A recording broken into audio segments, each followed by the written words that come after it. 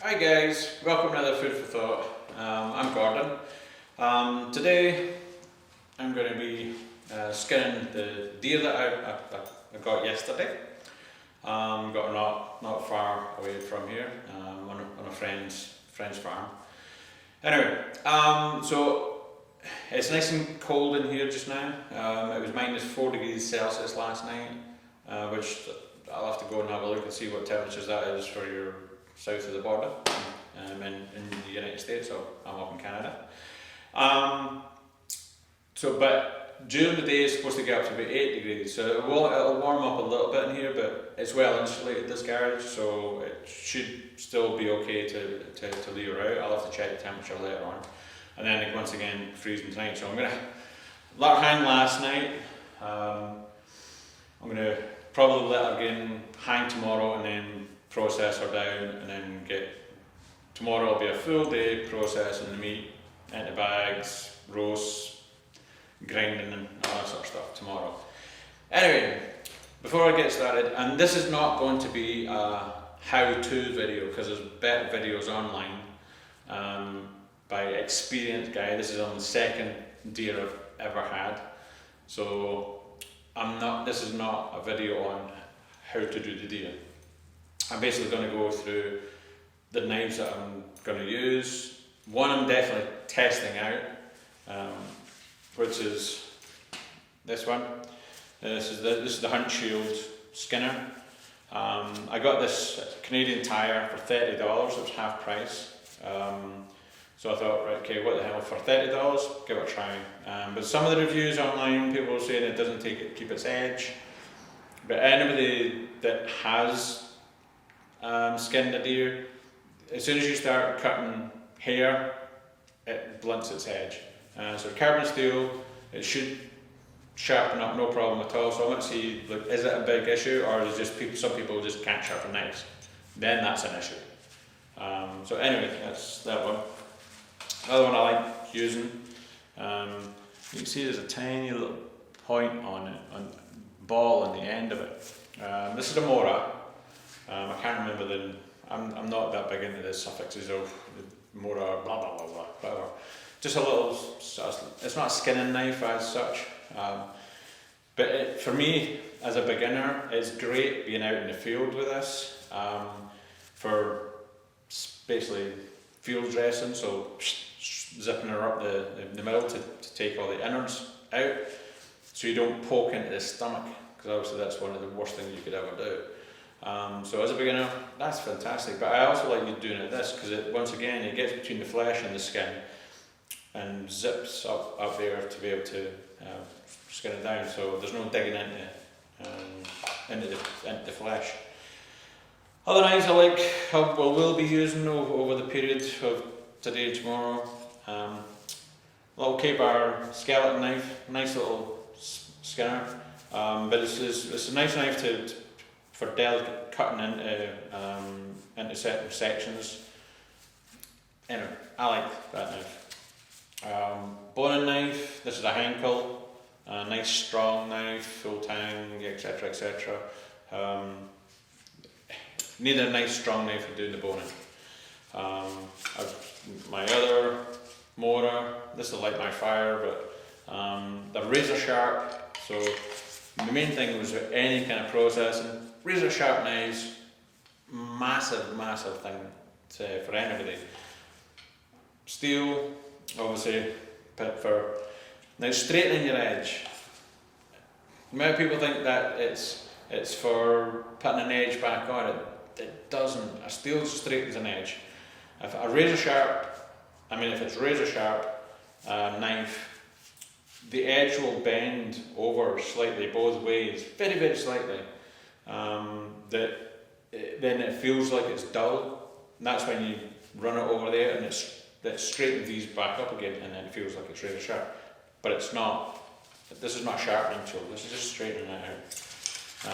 And then in my pocket I've got a diamond sharpening steel that I can run over it, put a quick edge back on, and I've got a leather strop is attached to the wall that I can just take the butt off it. Anyway, let's get set up, and I'm going to do this. As I say, this is not a how-to video, so if I'm making a pig's ear of it, as long as it comes off, then it works. Okay? Alright, so first things first, I'm going to cut round the skin.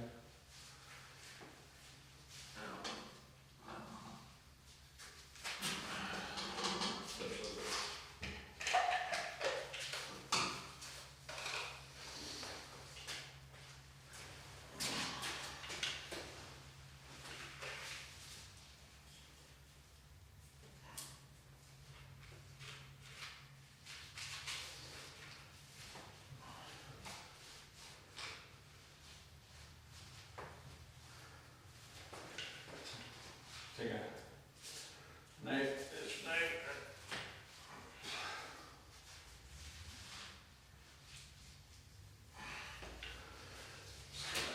Take it round, and be very careful on so you don't cut the tendon.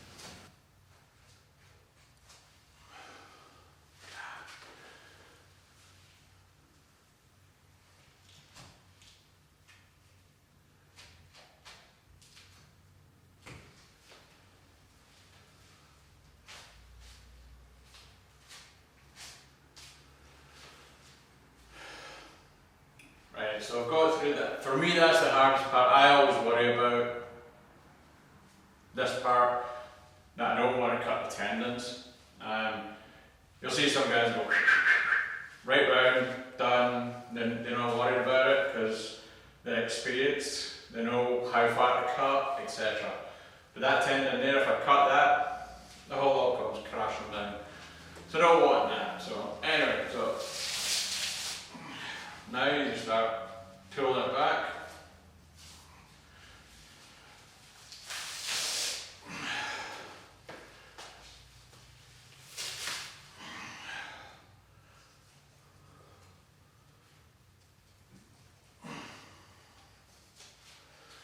That fat here. It's our tail, which helps to get a hold of it.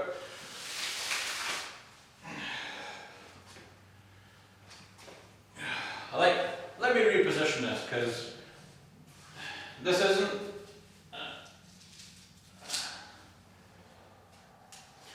Right. Let me reposition the camera because this isn't swinging because it's on a hoist. It's not easy to swing it around for the camera. So let me see if I can reposition this a bit. Okay. Right. So from now on, we're just going to be pulling it down. All the fat around our rumps, just getting ready for winter.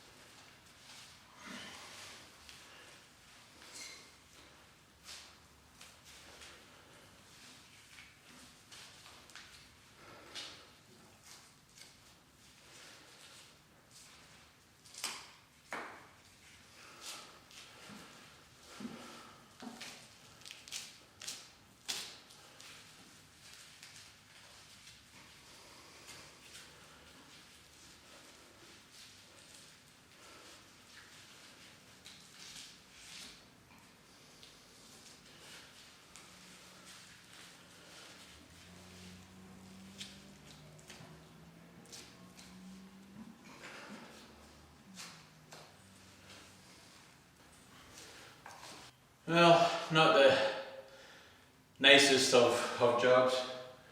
And you can actually see. I mean, this is where this is the entrance wound. We've got it right in the heart. Heart's just in here, lungs are in here. Got it in the heart, but it came through as an angle. And the exit wound is through here. As you can see, the exit wound also hit her leg here.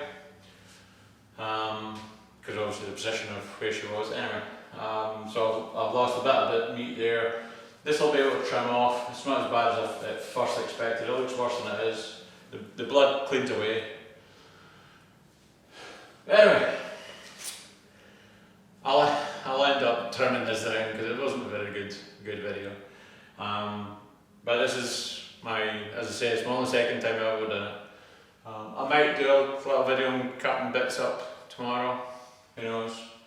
But just now I'm going to put the skin away. I'm going to freeze the skin, and in the spring I'll defrost it and I'm going to tan it. So I'm not really bothered about taking all the flesh and the fat and everything off the skin at the moment. That'll just pack away, done.